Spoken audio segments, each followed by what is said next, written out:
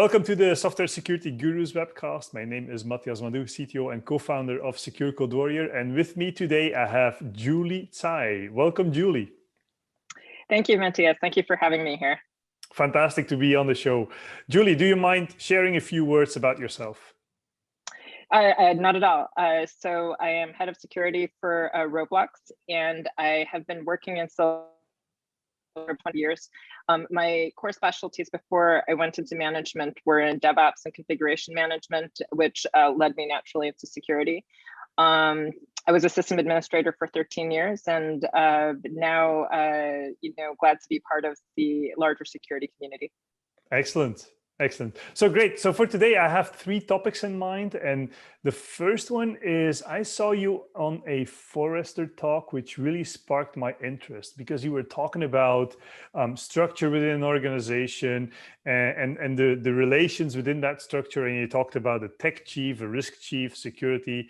And essentially what you were advocating for is if you have the structure right, and it has to be simple, so many things go easy. Can you shed a little bit of a light on how you see structure? Yeah, absolutely. I see structure somewhat as the mechanics or the machinery behind the people and the culture. And it's kind of the skeleton of like how we're encouraging the people to grow, how to be incentivized, where to expedite alignments, and where to find healthy constructive tension. So I think it really is a good and important thing to do, whether you're at the beginning stage of starting your startup or you're evolving the company to that next level of the larger stage. Has to keep evaluating whether or not the structural scaffolding that you set up for the company is encouraging the right behaviors and alignments across the board. Security, I think, is a particularly fascinating and interesting area because I often like to tell people in our teams it's a full brain, full person exercise. There's the technical aspects of it, which are infinitely deep and very broad. But then there's also the human component, which is at least as important in terms of people's experience, their appetite for risk and fear, and any kinds of cultural experiences they may be bringing in from other companies. So when you're thinking about how to make things go efficiently, you want things to be lined up in places where, certain things will get fast tracked, certain voices will get prioritized. And as the company changes, those things will change as well. Yeah, and I think that rapidly changes, right? If you go from a startup to a scale up to, I'm not sure if you're a scale up or you're a full-blown company. With the structure that you have right now, what are like the latest changes that you've done that you said, well, you know what, that's something that I'm very happy with. And that helps, again, drive the things forward. Yeah, absolutely. So I think one of the things that's an opportunity when you're in once the company has decided that, okay, security is its own named function, and there's going to be a leader at the top who's representing and absorbing the responsibility for that.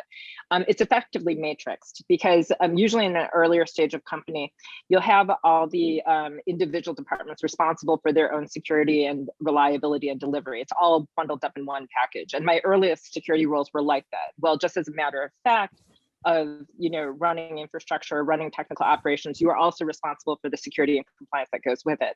And that goes all right for a while. But once the company has decided to name it out, now what you're actually responsible for is influencing behaviors across departments that you in most events do not directly control. So the whole principle behind winning friends and influencing people becomes very, very important, as well as what are the structural incentives that can be set up. I think once you're in a matrixed role where you do need to influence across the org and get things to point in a certain direction, it's important to line up both the soft and hard lines of partnership. And this can take a couple of different forms. In the industry, it's very popular, and not just popular, effective to have like some version of like a champions or an ambassadors program across the org. Usually a lot of people in the company, even if they don't work inside security, will find security interesting or fascinating, or someday may stumble upon a crisis. And so giving them the tools with which to analyze and handle it is only helpful to them and the company in terms of, hey, this is how you think about it. This is how you think about risk. This is where you need to, you know, push it all the way to the top, or push it broadly across to your major leaders to make a quick decision on. And these are areas where maybe sometimes it's less escalated. So there's different things that can do. The other piece that's really, really important is that once a company gets to a certain size, it's impossible for any one department or one executive to know everything on an extremely granular level of what's happening. You need eyes and ears throughout the company, and friendly ones. So they're in a position to understand what's happening in their teams much better than you do. They understand their tech stack, and they understand you know, what's possible and what's not possible. So it's essential that you get that partnership across the board in terms of, hey, you know, the thing that you're thinking in terms of ideal may not work, but here's something that will. You know, this is a different way to limit the risk, you know, and these are some other options here. And so this is where I think the art comes in of really understanding your company and the culture and the people there, because you start out with we all start out with an ideal of what we want it to look like. But then the reality, when you come into different companies and their different strengths and weaknesses, you must tailor it for the situation. That matrix structure that you're talking about, is that something that comes if you're moving from reactive to proactive? Because initially everything is just firefighting because it's not the first thing on your mind when you're a startup or when you're a scale up. But once you get out of that firefighting mode and you go to more of a proactive, does it have anything to do with that or not at all? I think the shift from reactive to proactive is first and foremost a function of resourcing. I think that when you don't have, when you either historically haven't spent time on the area or don't have the people, then it will be a much more reactive function where you're just going from fire to fire. There's a lot of fires, including ones that you may not even know about until it becomes very severe. And then once you get more people, you can start driving the discussions further up the chain. The good positive part about fires is they're very obvious. It's not an abstract question of what's the problem. There's clearly a problem. It's threatening the business. People can see it. It's very tangible. You know, the problem, of course, is the damage is happening, and the chance to have averted it is gone. So as you have more people to both work the problems and to partner across the org, now you can start driving slightly more proactive discussions. You can start talking about, you know, I think about it almost in a physics way, like of actual exploitation versus potential exploitation. Now we can move it to a place like this might happen. We do have a vulnerability. We do have a vulnerability report. We've done the analysis. We've done the deep dives, and like this, these are things that can happen. So you start to have more work around the potentials of what can happen. There's sometimes a lot of robust debate that's healthy there, because people sometimes are going to challenge the risks in a healthy way and say, hey, I'm not sure if I think it's like that much of a problem. We've gone along this long without it being an issue. And that's one of the, I think, the biggest evolutions for a company and for humans, is this maturing of the capability to see what might happen and what they can proactively do. Because there is definitely a tendency for people to normalize risk, right? I've been going along for so long, I think it's okay, right? But as you go along, sometimes you don't realize that the terrain has changed. I think COVID being a great example, geopolitical problems, you know, some of the things we've seen in terms of major exploit rings and that kind of thing, some of those things can change on the outside. But then at the same time, things are changing on the inside also. Your company is changing, you're getting different people, more people. Maybe you're releasing more products and you have more attack surface. Maybe you're now more public, so you're more of a target. So I think that, you know, security, just like any other endeavor in tech, is fast changing and evolving. And it's always good to stay on your toes in terms of, if I look at where, if I feel where we are right now and measure where we are right now, both internally and externally, are we different than we were a year ago or a month ago? Perfect segue into my second subject, which is measurement. And you already touched on it, but so with that, it's even more difficult than I thought it was, because now you're talking about an ever evolving landscape internally, externally. You have to measure that, so you have to constantly adopt. How do you do that? Where do you start with measurement? How do you quantify security risk ultimately? Start simple. Start with one or two things. And it's a deceptively simple approach, right? Because actually to simplify a complex thing is the hardest thing. But usually what we'll start looking at is, okay, what's within our capability to measure today and with the instrumentation we have today. If I don't have a lot of tooling or automation, I'll start with some manual metrics and say, okay, how many investigations are we having to do? How many different incidents are coming up? How many were proactive versus reactive, like incidents versus vulnerabilities? What are things that we can start pushing that conversation more upstream proactively so that you're actually getting the problem at the root? But like each of these things starts to become an example that has to become a valuable teaching moment. There's ways of analyzing things where you have a comprehensive, exhaustive amount of information. And in early stages, you don't have that, either the luxury or burden of that. In that case, what you have to do is take the telling incident or the telling detail and expand and infer from there in a very disciplined way so that people understand that it's not FUD, it's not fear and doubt, but to know that, hey, based on, probably the best example I can think of in recent times is the positivity rate that we measure for COVID, right? There's an assumption right now that, hey, there's stuff going on, we don't have full visibility, we won't get full visibility, but based on a certain metric that we can get, the sample size that I have, I'm gonna infer beyond that to say that, like, I believe that the general population is reflecting what I see in a much smaller sample. Okay.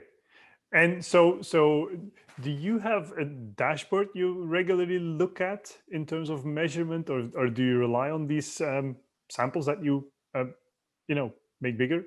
Or sure, yeah, with dashboards, right? The problem is there's so many of them, right? So yeah, once you get past that initial flush of needing to start to measure, if you have a motivated team and good technologists, very rapidly you will have the opposite problem of too many too many views and dashboards. So I think that, like, getting it back to those principled questions, those original ideas in the beginning, what were we trying to solve for? What are we trying to measure? If I had to take a one or two fact indicator of like where we are, what would it be? Now we can expand on that, especially for teams that are doing the deep dive, but I think especially in terms of the broader communications people who are outside of the security department and like above and beyond, it's really important to take a couple of simple things and just consistently show a pattern so that there's time for people to absorb and internalize it. that was exactly what I was going to ask. Like, what do you show, for example, to the board? What do you show upwards? Because there's so many things that are measured these days. What are like key metrics that you think they should be aware of? Sure. I always start number one with incidents, right? In terms of the number of security incidents that we're seeing, the type of security incidents, the genre of stuff that we're seeing, and the impact levels. Because I like to start with the empirical things, but also you are needing to, from an impact level, you're looking at something that actually is or did happen to the company. So like just start there. And it speaks to the common understanding around monitoring, and around, is it going to take down the business? Is it taking down our trust levels?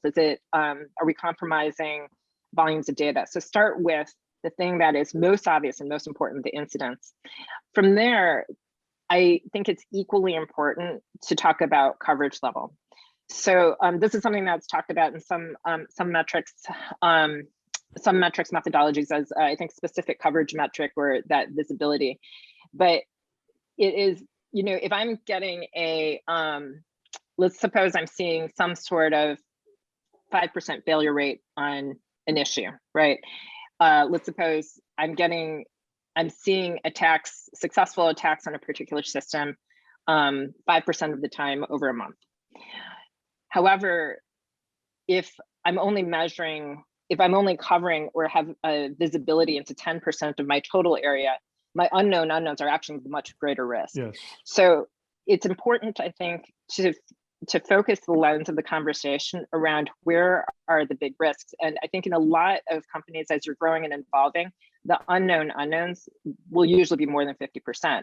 Now, a more mature entity and like more resourced, it should be lower, much lower than that. But they also can have their pockets of you know, lack of visibility, usually because of complexity. So I think that it's always good to go back to that question of like, okay, this is what I'm seeing in terms of like issues that are coming up. How much am I actually seeing? How well are we actually seeing it? Rather than getting too detailed about the smaller metric, make sure that like we have a good understanding of like our visibility coverage area. And then from there, of course, every board is going to want to understand like how we're doing on our vulnerability remediations and patching and like the fundamentals. You know, there's a reason that these things keep coming back. The unknowns is very interesting for me. If we talk to organizations, some basic stuff, how many developers do you have? How many applications do they have? How many, you know, it's very Exactly. interesting, right? And the larger the organization, the harder it gets to get all that information together. It totally does. So we went from the organizational structure to measuring. Let's go one level deeper. Let's go to DevOps and DevSecOps. Let's use a buzzword.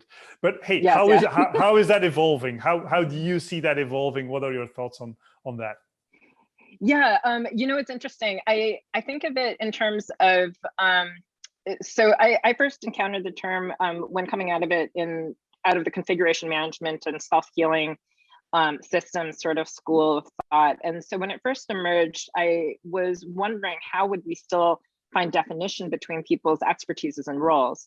I have a belief that it takes, you know, it's that axiom about 10,000 hours or 10 years to become to achieve mastery in different areas. I believe this is true for both development as well as systems individually. And and so at the time I wondered, okay, how are we going to maintain that like understanding the specialization? But as time evolved, I saw that like, well, you know, almost every company that I would work at, I've worked at a lot of startups, you would end up with like this almost predictable sort of, you know, battle, sometimes friendly, sometimes not so friendly between these camps. And it became clear, like, well, clearly something has to evolve here in terms of the conversation. It's tiring to have the same conversation every time going into each place and who's going to deploy and who's going to control like these changes and what layer of the stack people own. It's like, it happens repeatedly. So I think that the really important thing it did is it made a really painful part of, you know, this part of the dynamic visible and understandable, and created friendships and relationships across a wide array of technical specializations.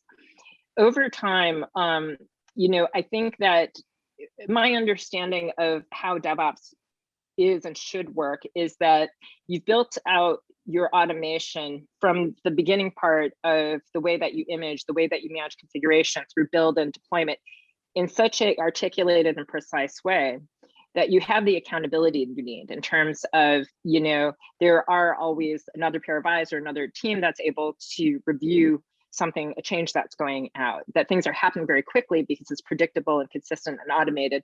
And you have very, very good hooks in terms of being able to roll back. This is my ideal, you know, perfect picture of how this should flow. What seemed to evolve over time in the business is these jokes that we would have about like DevOps as no ops, or this is just where you give the keys to, you know, you give root to the developers and just call it a day. It's like, well, no, that was a joke, but you know, we've gotten to the stage where like I think we have to we end up having to iterate a little bit about, you know, how it manifests in your particular organization. What I definitely see coming into different companies is that there's pockets of automation and pockets where it just either wasn't done or there's other kinds of shortcuts that are being done. And so I think being able to deepen that understanding of, hey, we want to get to, you know, automation and empowerment across the entire Eng org. We want to get to precision, but there's a couple of work steps that need to happen in order to get to that place. We can't just achieve this nirvana of freedom without having done the work beforehand. And then understand that there's a lot of value to have at the end. Now, not coincidentally, this ends up being awesome for security because you have really precise change. You have really precise configuration management. Things are logged. You know when things have gone in and out, and you have total accountability on the users and authorizations. And that principle should flow throughout, even as like we're evolving into more widespread microservices platforms and APIs. Same principles about like having very specific authorization between different kinds of services and calls, very specific ways of when you're going to allow a function or not. So I think that that's part of how this needs to evolve, but I think part of what we see is that there's a natural evolution of the thinking around these things between kind of lumping together all the functions and then splitting them apart, And so I think that we're at a particular phase where there's a lot of things, a lot of tools in the ecosystem that have come together to try to abstract and connect all these things, especially in the virtualization and the container space and all of that, to make it more seamless. And yet we've also built on more complexity.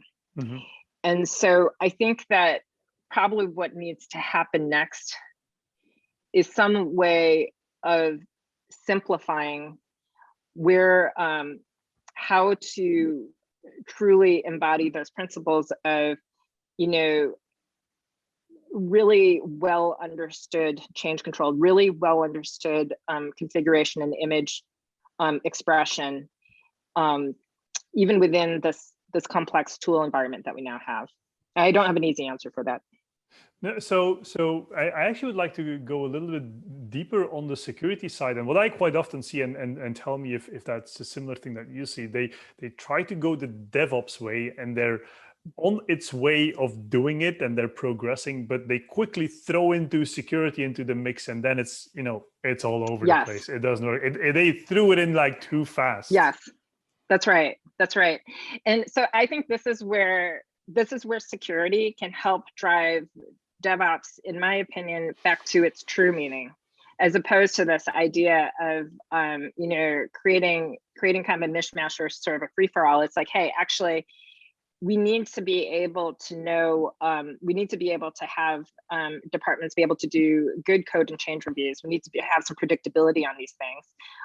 We need to have good organization of different repository structures and code structures and that kind of thing. And so I think that like some of the needs that you get on the security and compliance side, where people may have had a temptation to defer deeper architectural work or deeper like design work, it becomes a forcing function, for better or for worse, in terms of like, okay, now you actually have to prove separation of duties for SOX. And now you actually have to show change management and predictable vulnerability management for these different compliance needs. But I don't think that it's at odds.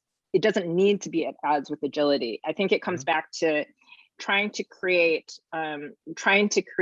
your pipelines and workflows in a way that you may have to go a little bit slower to build in the right controls and the right design, but going slower to go faster. Ultimately. So my hope is that security and compliance can help drive back some of the more what I think the true original meaning of DevOps is, as opposed to this idea of everyone has access to everything, or that everyone can be, both the most senior developer and the most senior operator at the same time, Yeah, absolutely. Couldn't agree more. Maybe one final question. You're at Roblox. And so back in the day when I was a kid, and I know you're a mom, when I was a kid and somebody's dad was, for example, a firefighter, we're like, oh, wow, his dad is a firefighter. You're working at Roblox. If your daughter goes to school, are you like the popular mom that's like, well, her mom works at Roblox? Is it like that? Well, you know what, we get a lot of like right now with shelter in place, like we don't get the same gratification of seeing everybody to do that. But I will say that it is a big hit with, I got to sit in on a presentation we did for an elementary school class, and it totally felt like being a virtual rock star because the kids were just blowing up the Zoom chat with questions, and there were so many, they were so engaged. Or, you know, every once in a while I'll be busy with something, and you know, my daughter will want to do something. I say, no, I'm working. She's like, oh no, you have to protect Roblox. It's for the kids. And she's like, you know, she's like, I just love it so much, and it, you know, I want to help do it someday. So I was like, okay, this is great. Nice. Does your daughter get more screen time because you work at Roblox? You know, I think inadvertently she does, because she sees what we're doing all day, and then she's doing stuff. But you know, we definitely try to keep it engaging. Like I just showed her, you know, the way that you know, people can that you can use Roblox Studio to build games, and she was just so excited. Like, oh my gosh, I can build my own game. Exactly. Nice. All right, Julie, thank you very, very much for coming on to the webcast. Really appreciated the chat. It was a fantastic chat. Same here. Thank you, Matias. Thank you.